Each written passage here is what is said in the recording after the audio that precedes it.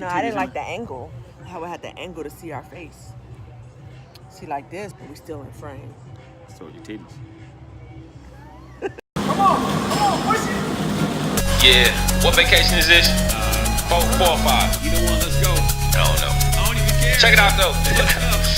Me and a wife, Punta Cana. Turn the email, man, I bought you. She call me daddy when we on vacation. Even though I'm her kid's father.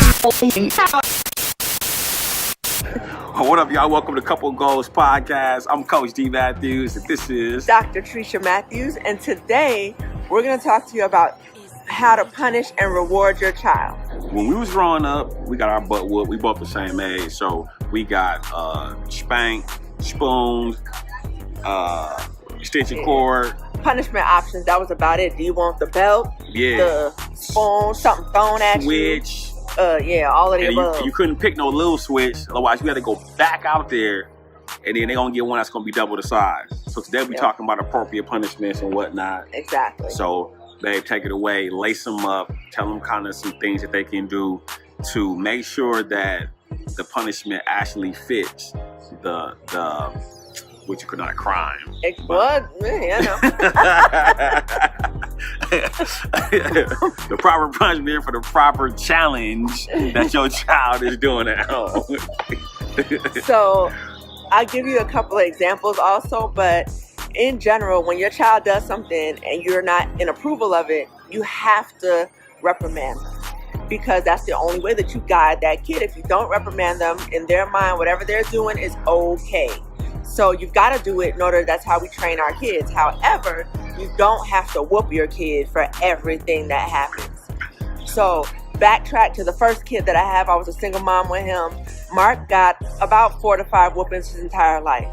And in the beginning, well, let me back up from me, because Mark still had a grandmother and she was perfectly fine with whooping kids. So from me, about 4 or 5 whoopings his entire life. And for me, the deciding factor on whether or not he got a whooping or not was if he endangered somebody's safety, especially his own or mine.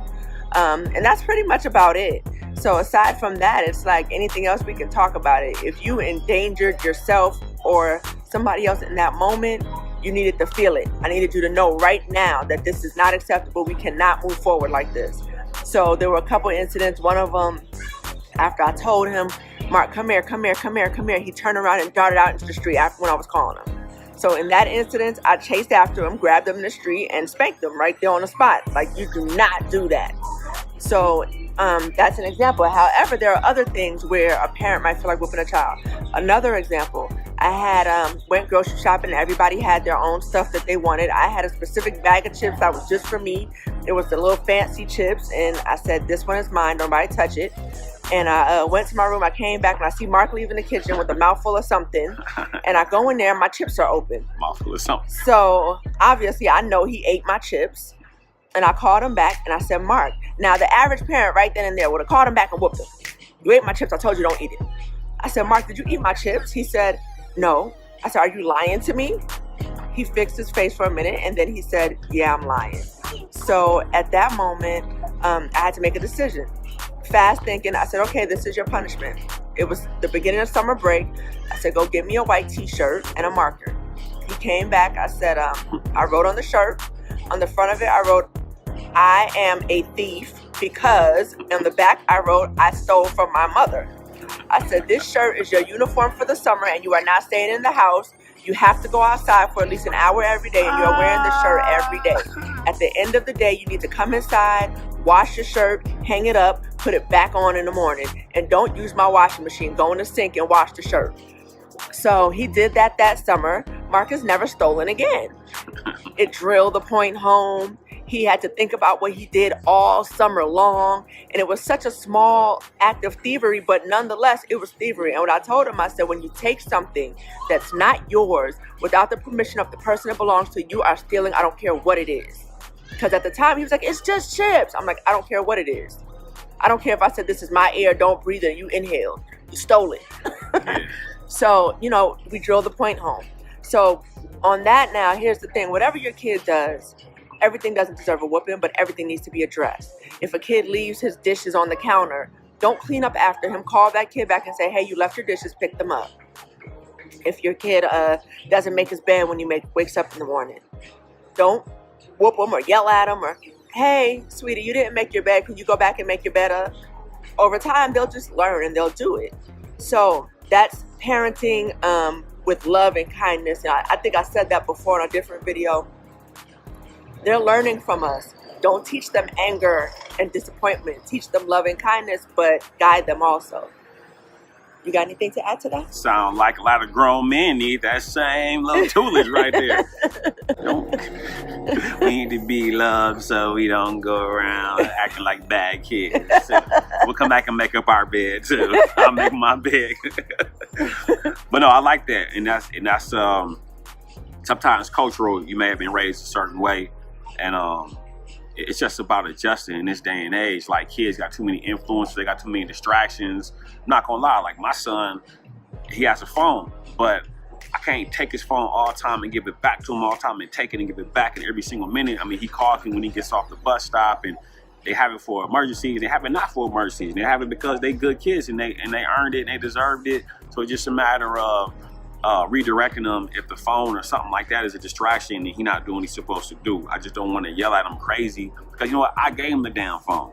We both gave him the phone with unlimited data. So we can't sit there and be mad at this dude because he on his phone making the data rain, you know what I'm saying? We can't be mad at him for that. We just got to redirect him for whatever he does. So yeah, so I appreciate those tips from you as always. That's why she the dopest mommy out, let alone the dopest wife out. And then the other side of that is, like he said, you can't administer the punishment and take it back. So at the same time, if I say to my kid, listen, you got to clean up your room or I'm not taking you to the movies today. I can't later on still go to the movies if that kid didn't clean up their room. Because now I'm telling the kid that I'm a liar. You ain't got to listen to me. I'm going to still give you all the rewards even if you don't do the work. So then there becomes that part of you being dependable for your kid. And you got to be dependable on both sides. If you tell your kid, hey, get that done and I'll buy you a toy later, you better make sure you got that money for that toy and you plan to go get that toy. Don't just say it to make them do it and then never get them the toy. Yeah. Because now they're like, mommy be lying. Yeah, I don't trust you. And in the same side, if you say, hey, if you don't do this, there's going to be a punishment. You have to administer that punishment, even if it means sacrificing yourself. Like, I remember plenty of times when me and Dee were supposed to go somewhere with the kids and they not listening, they not acting right, so we can't go. We just cannot go. Well, we all gonna miss that movie. Not really, because me and Dee like go the next day. Bitch, don't say nothing. We going to see the movie. We be back. We going to the store. We going to the store and someplace else. You know, I don't ever like lying to my kids. We going to the store and we'll be back after someplace else. Where's that someplace else? We grown. We asking grown people no questions. We ain't got to tell you nothing. So, that's the other part of it. Make the punishment fit the crime, and then also follow through. Be consistent with your words and actions so that your kid can trust you, because that's when a kid feels the most safe. And safe children behave. You got your nuggets, you got your tips. Subscribe to the page, like this video if you like it. So we will know to keep dropping more info on y'all. Tomorrow is, or not tomorrow, but next podcast is Wedded Wednesday. Leave a comment below if you got questions. Outside that, it's your boy Coach Dee Matthews and Dr. Tresha Matthews. Oil yourself down and slide in our DMs or email. Peace.